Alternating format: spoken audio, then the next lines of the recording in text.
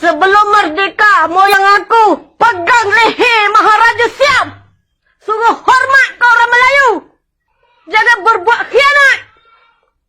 Jangan merampas harta benda rakyat jelata. Mu siapa nak ajar kau? Banyak ni darahmu ah.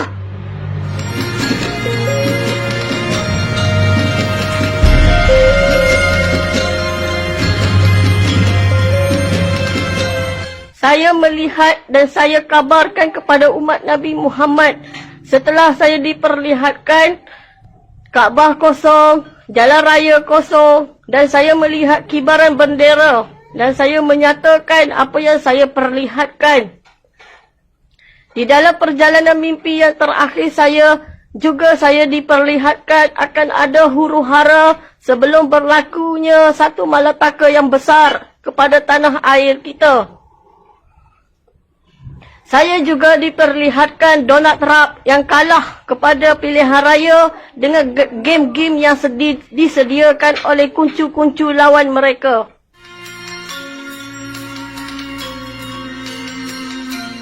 Tempat mana jatuh nuklear semasa perjalanan mimpi yang terakhir saya. Saya nak bagi tahu ya tempat yang kena nuklear. Okey, yang pertama saya nak bagi tahu yang kena nuklear dekat sini. Okey, dekat sini. Ya, dekat sini. Okey, ni. Dekat kawasan ni. Jadi saya tunjuk je lah ya. Nampak? Nampak kawasan ni. Okey, saya letak kat sini. Ni kena. Dan lagi satu yang kena dekat sini. Dekat sini. Okey. Satu lagi saya nak bagi tahu kat sini. Kat sini satu. Thailand. Dia nak lancarkan kepada kita tapi ditembak oleh Pakistan, jatuh ke sini. Ditembak macam mana saya tak tahu, Allahuakbar. Macam ni. Jatuh kat sini. Okey. Nuklear juga jatuh dekat sini. Korea Utara. Korea Utara. Jatuh juga kat sini.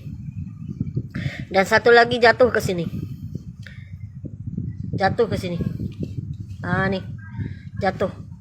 Ada Palestin kat bawah. Ni dekat sini. Ini tempat saya meninggal.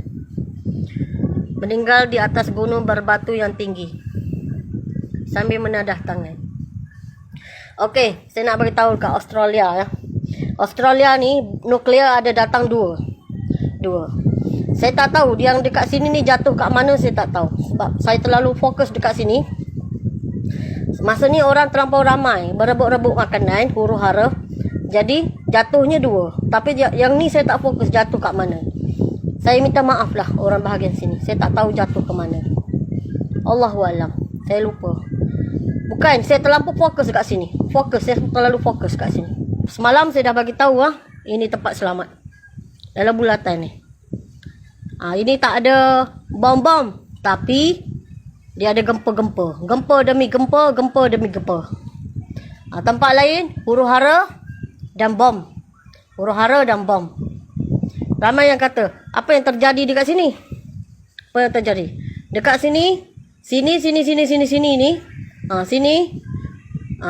Ini Jakarta ni, Bandung. Okey. Ni kawasan dia ni. Okey. Masuk juga ni kawasan ni. Ini lautan darah.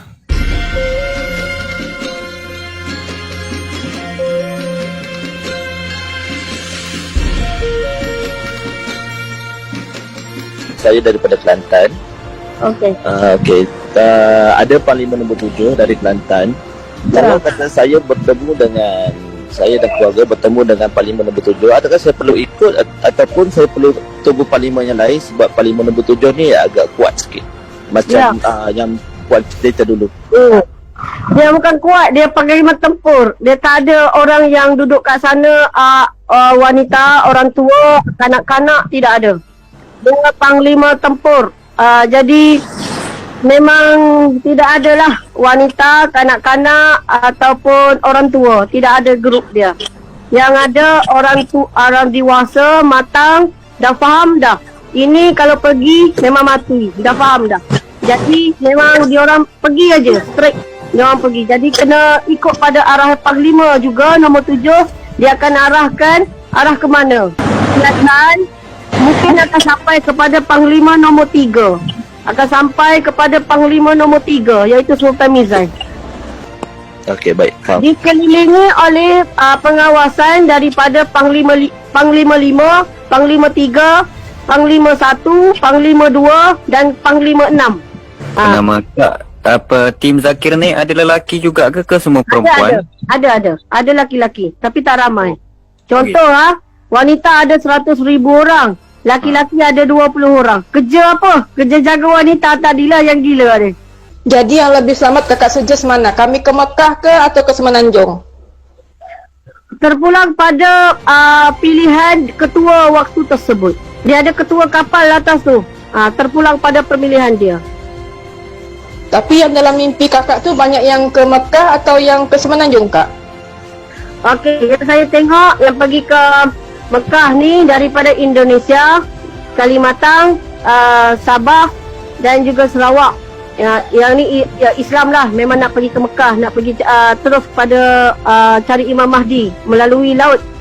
Dan jika dari niat nak masuk ke Semenanjung, maka akan ada daripada kumpulan Panglima nombor 2 dan mereka hantar rakyat mereka masuk ke arah kita, ke arah Semenanjung. Tapi masa tu masih bom berlangsung. Okey. Waktu bom yang berlangsung tu masih dekat sama ada Pulau Pinang atau Langkawi ataupun memang dah seluruh Semenanjung? Tak, masa tu dalam tipuan emas, kita ada di Semenanjung. Kita tak kira lah daripada India. India cuma dia buat serangan 2 hari sahaja. Kita ada masa lagi di Semenanjung secara paling sikit lah, kurang lebih sebulan. Tetapi ada serangan daripada India termasuk Pulau Pinang, Langkawi dan perairan pantai utara dan juga selatan. Ada kena serangan selama 2 hari dari India. Okey, dalam perjalanan kita nak meninggalkan Malaysia ni, adakah chances untuk barang-barang kita dirampas? Apa yang kita bawa tu semua kena tinggalkan sebelum nak masuk border-border negara lain? Terima kasih. Perkataan yang paling tepat, jika ada kelengkapan kita kena bawa sendirilah. Macam saya berserahan diri, jadi kebanyakan kelengkapan tu saya pakai yang dah disediakan oleh Panglima. Jika kita bawa, kita kena bawa sendirilah. Macam tu. Ada chances tak untuk apa yang kita bawa tu dirampas atau kena tinggalkan sebelum masuk ke Kita orang awam, jika kita orang awam dan di tangan kita ada M47, memang akan dirampas. Jika kita di tangan kita tu ada pisau dapur macam saya ni, dia tak rampas lah. Sebab duk siap bawang kan. Nanti nak siap bawang dengan gigi lah. Kalau macam kita bawa wang tunai ke ataupun tak ada. Jika bawa jongkong emas 10 ketul pun pikul lah sendiri kalau larat. Saya nak tanya Kak, masa selepas India menyerang Indonesia, letakkan bom, di Pulau Pinang akan kena bom kan? Dia campak sekali bom tu sampai ke Malaysia. Dia campaknya bom sekali sampai ke Malaysia dan termasuk Pulau Pinang. Pulau Pinang 40% under spot hancur. 40% hancur. Jadi dalam macam saya dalam plan dengan tim akan keluar daripada Pulau Pinang bila dengar tipuan emas dan Sabah dibom. Jadi jarak pergi ke utara, jangan datang Selangor. Nanti 2-3 kali kerja pula. Saya pun nak sampai ke sana pun sampai seminggu tu, saya rasa 10 hari pun lebih saya. Duduk berangkat kat celah batu. Ni saya nak cerita. Orang sini bila dia COVID ni tak tahu pergi mana saja, dia memang nak ramal. Ada satu kumpulan barulah, tak baru banyak bulan kot lahir. Kumpulan ni nama dia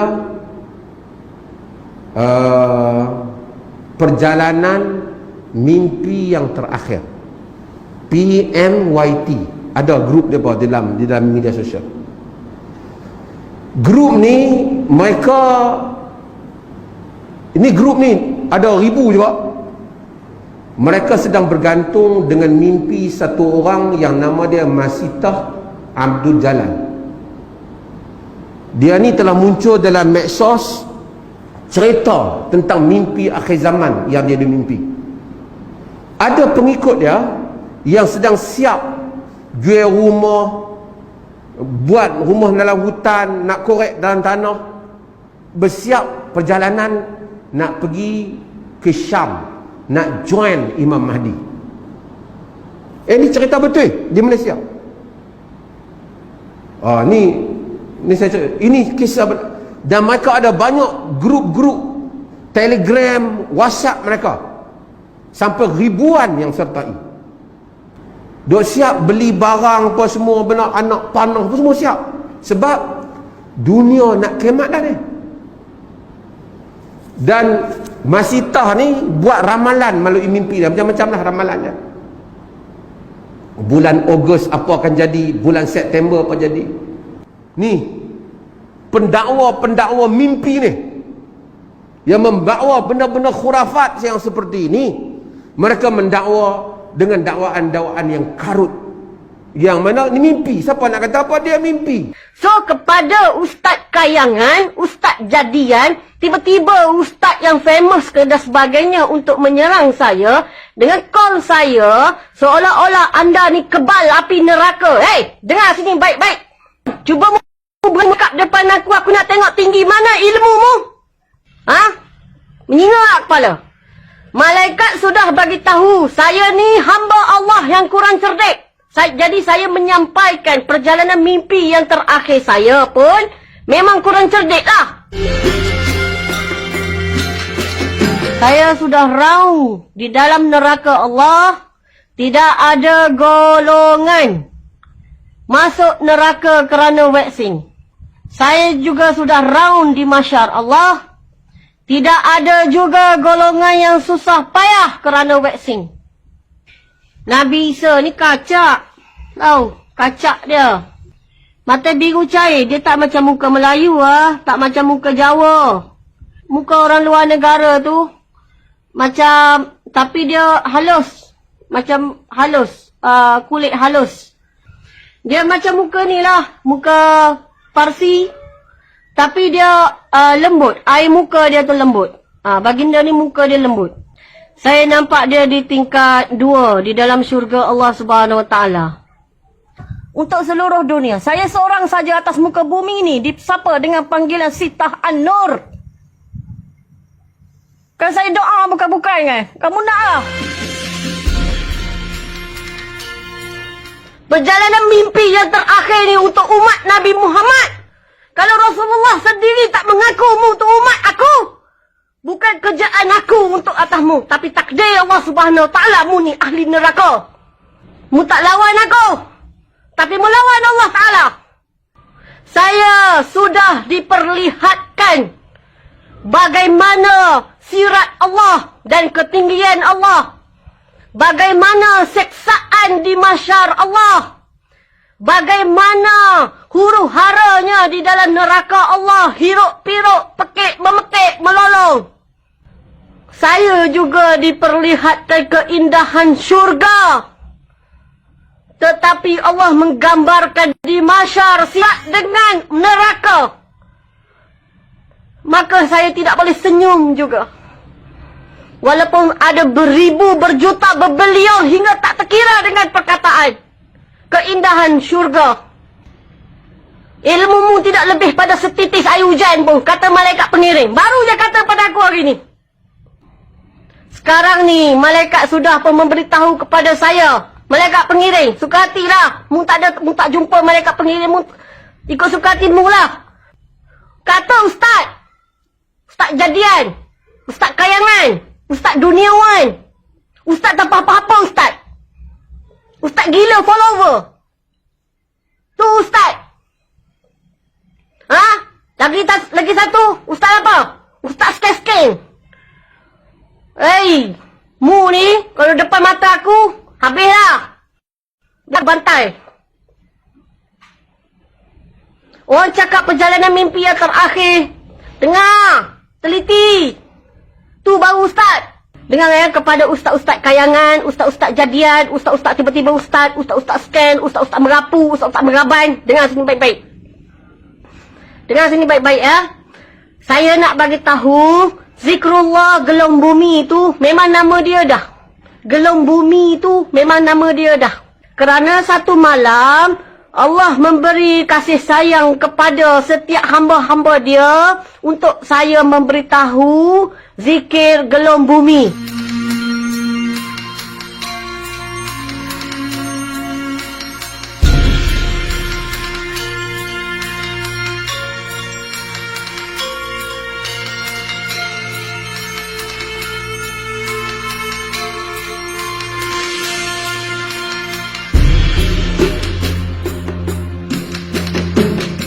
Sebab apa saya tak tahu. Jadi jangan tekan saya. Sampai jerit-jerit marah saya. Saya ni cuma mimpi saja.